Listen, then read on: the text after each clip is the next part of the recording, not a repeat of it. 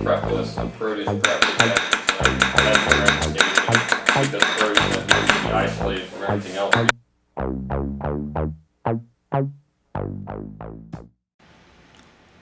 Hey guys, Mr. Knife Fanatic here. Today we have a very special knife. We have the Sakai Takayuki Damascus Gyuto.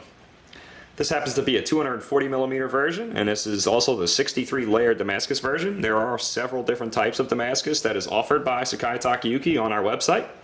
So guys, as usual, here's some specs and cutting performance. The core steel is a silver 3 steel, which is a stainless steel. It's also known as Gensenko steel. The steel was developed for scissors as a very fine grain, very similar to Swedish steels like AEBL and 19C27. It's hardened over 60 Rockwell. It's going to take a very, very fine edge. Will take a very steep edge also. As we said before, it is 63 layer Damascus cladding. This is a fully stainless knife. It is very beautiful. This is, I will say, quite honestly, one of the most beautiful Damascus finishes I've ever seen on a production knife. Excellent frosted finish here, nice frosted look, and we also have these hammer patterns every so far. I'm not sure if these are called dragon's eyes. They may not be dragon's eyes, but very, very attractive. And you know, hey, that's definitely bonus points on a knife. We like when they look beautiful like that.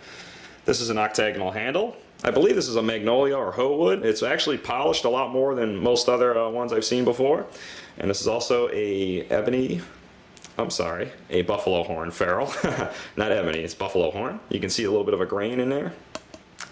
Very nice tight fit and finish. You can see down here, the glue line is nice and recessed perfectly in with the handle there. So they took the time here to round the spine out nice, and the maki is also eased, so it's a little bit easier on your finger. So excellent overall fit and finish on this knife.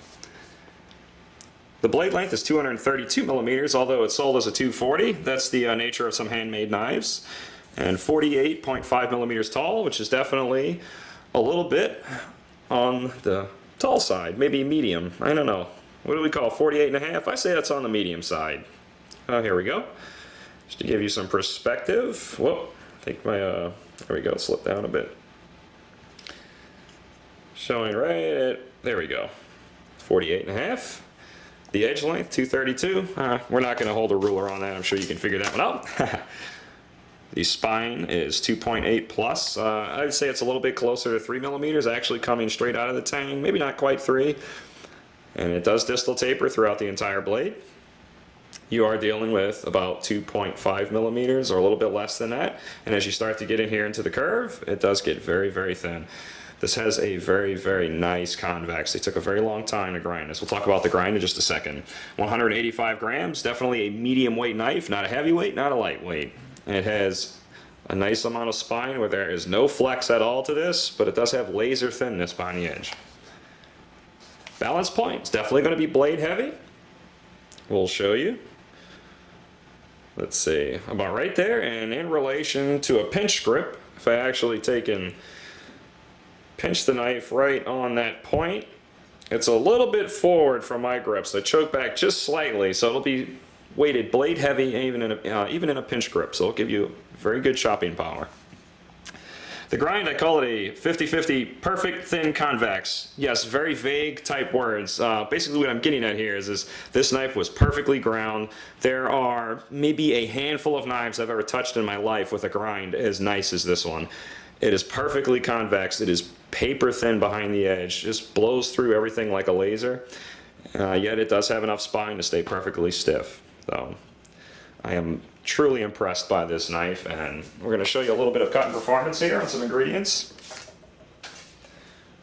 Of course, we have our onion to start off with. And the convex was done so nicely on this knife, there is very, very little sticking to be had. So we'll go ahead and peel these real quick. Alrighty, we have our onion peeled.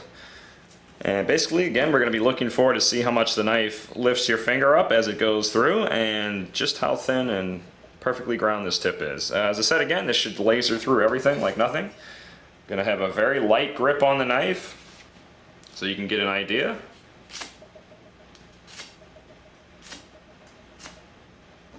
Incredible. Absolutely blown away by that.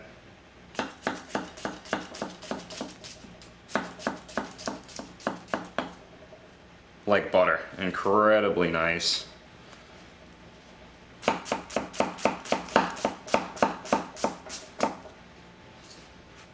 Everything releases off the blade extremely nice. It is extremely thin behind the edge. Just drops right through that onion. As well as anything I've ever used. Incredibly well ground knife. If you can see, it handles extremely well. It goes exactly where you tell it to go. There we go. Dice one more onion up. One more half, I should say. I love doing that. That is a lot of fun.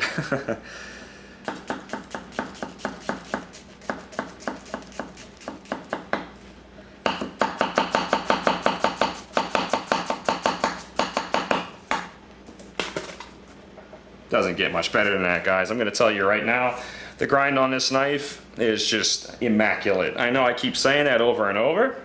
We'll be honest, the price tag on this knife is a little bit high compared to some others. But what you're paying for is absolute perfection in grind and absolute perfection in this Damascus finish. It is really the top of the bar. I will tell you right now, you're not going to find anything ground any better than this at any price range. So, very, very lucky to try this knife today, to be honest. There we go. Try to get all this onion off the board so we don't ruin the flavor of our kook. Go. Normally I would tend to cut a sweeter ingredient like this off on a maybe like a plastic mat over this so the onion doesn't destroy the flavor, but here we go. Basically, I guess, let's start off and see about sticking.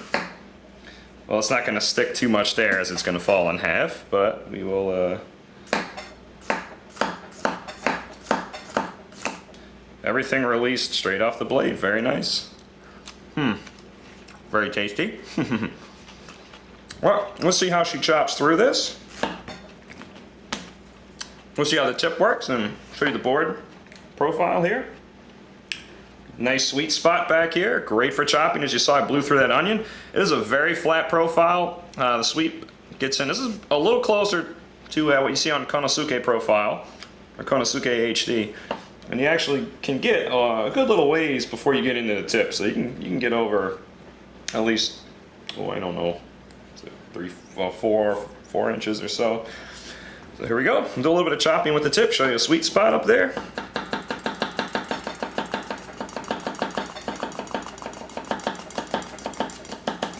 I know I kind of according the cut. I just wanted to complete it anyhow. Let's see. Actually, where we missed was right back there. Well, as you can see, though, it slid right through every single one of those cuts. Just as easy as anything you've ever seen me use. Trust me on that. I'm thinking of silly sharpness tests here, a silly thinness test to show you just exactly what this knife is capable of, because it is incredibly nimble. I do like very much that there is a little bit of spine here, because when you place the knife straight into your cuts, it stays perfectly straight in your cuts no matter what you do. It's going straight down. The perfect 50-50 grind on both sides of this knife. The steering is dead straight. Like I said again, perfect, top of the bar with this knife. So let's see. Here we go.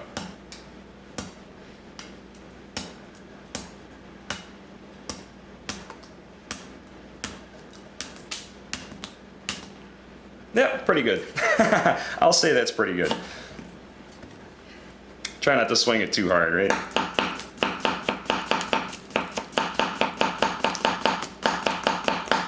It goes through that like nothing at all, and do a few draw cuts for you and wrap the video up. It's really just as easy as it gets. I'll just try to show you just a couple of fingers here, and just, literally. I'm dragging these fingers and it's just flying right through seeds and all. So I hope that gives you some perspective of the performance on this knife. This truly is the top of the bar. It really doesn't get much better, my friends, at any price point. So, very fortunate to try this knife. It's been a lot of fun. Hope you enjoyed watching, so stay tuned and stay sharp.